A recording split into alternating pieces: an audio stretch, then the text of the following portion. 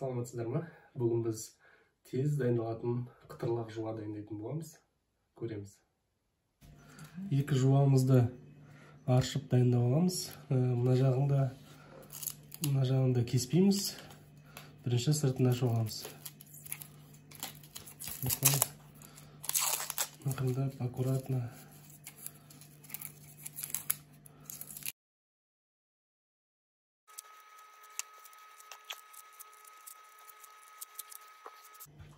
Так, жуамыздың сыртын ашып алдық.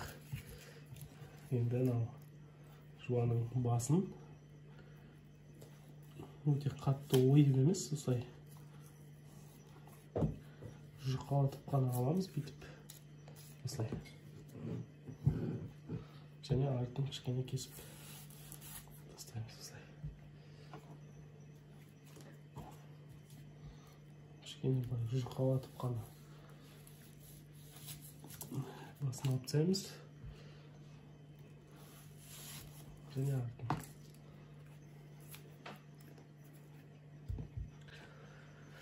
Енді банкінің крышкасы не үшін керек деп ойлап отқан шығарсыздар. Міне осылай жуаны осының үстіне қоямыз.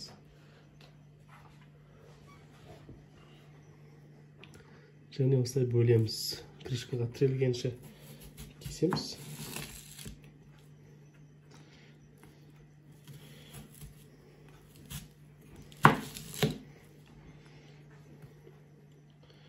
Жуамыз соңына дейін кесілмес үшін керек ол.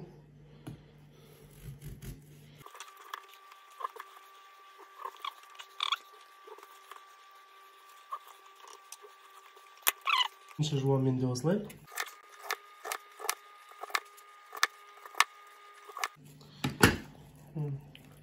Осындай жуа пайда болу керек. Жуамыз осындай гүл сияқты болу керек. Және осы кесілген жағымен суға батырып, салқын суға салып қоямыз 5-10 минутқа.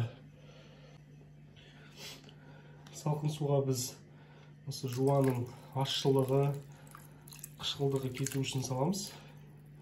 Жуаны толықтай батырып, осылай салып қоямыз. Осылай ыдысымызға майымызды құйып аламыз.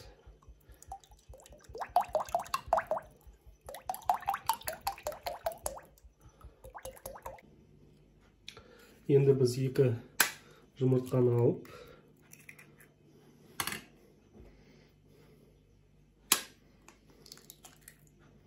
мынандай бір ыдысқа жарып,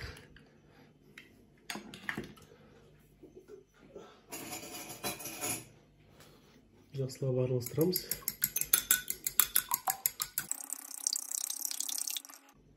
Және үстінен 200 граммдай сүт құямыз.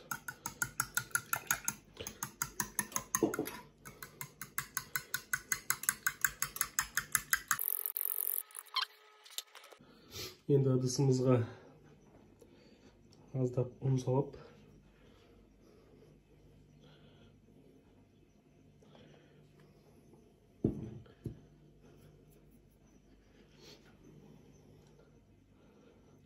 осы судағы жуаны алып,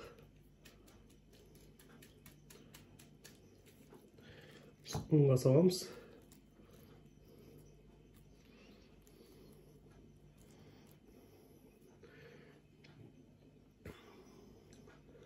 Үстінен аздап ұн себеміз.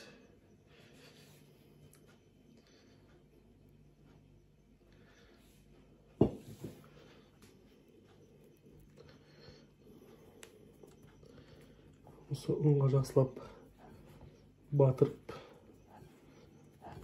естіп.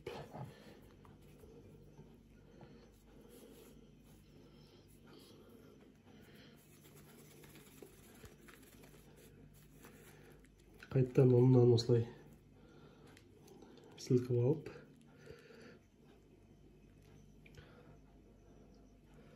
осындай бір ыдысқа саламыз. Осылай.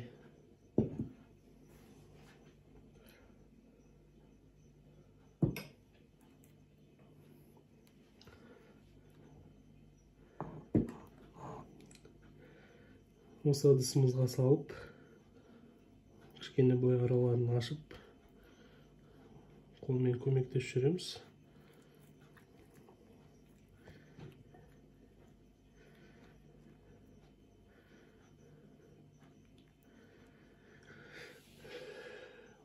Және осының үстіне манағы жұмыртқадан жасалған соусымызды құямыз.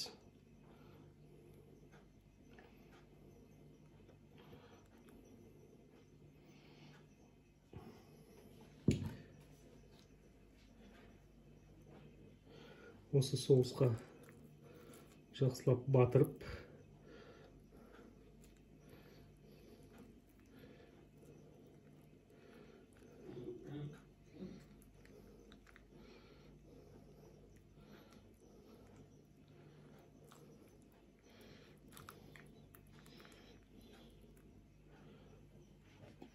жаңа қалған ұнымызға бір ас қасық, немесе жақсы көрсеңіздер одан да кішкене көбірек паприка қоссаңыздар. Және бұрыш, және тұз.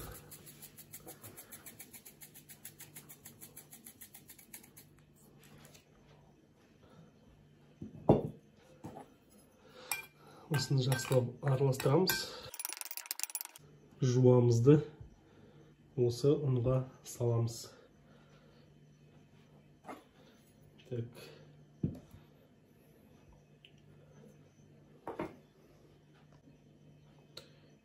Жуамызды осылай дайындап алған ұнымызға саламыз. Арасын былай ашып,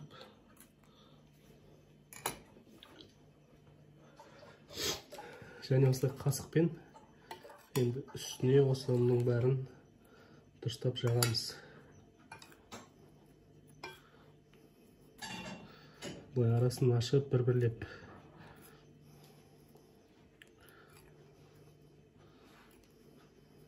Типа панировка жасаймыз ғой.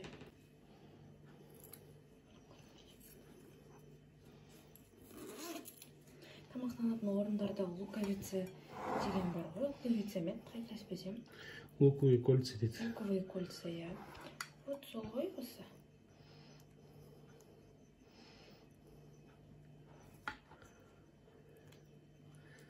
Бұл өте дәмді болады. Жаңағындай үйде балаларға жасап берсең, түрі осылай болады. Артығын сылқып тастасаңыздар болады. Каждыйын арасына ерінбей осылай салып.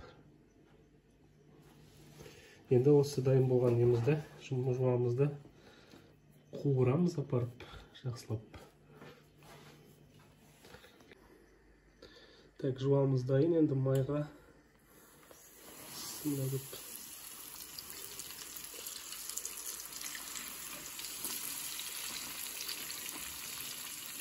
Үстіп, ақындап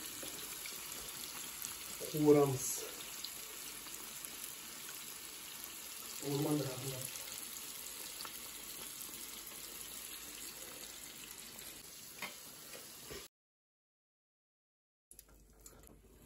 Так, жуамыз пісті.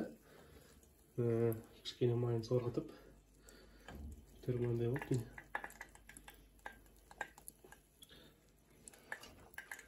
Ал, бисмиллах деп жуамыздың дәмін көрейік. Кетчуп пен майонез соус.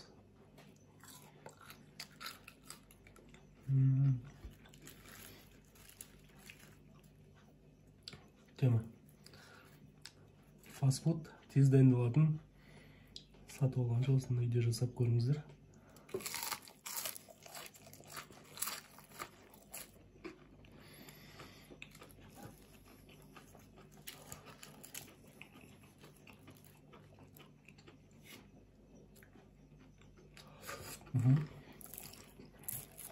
Күшті екен.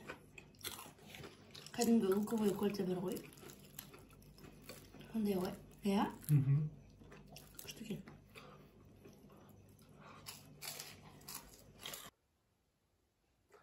Қытырлап жуамыз дайын.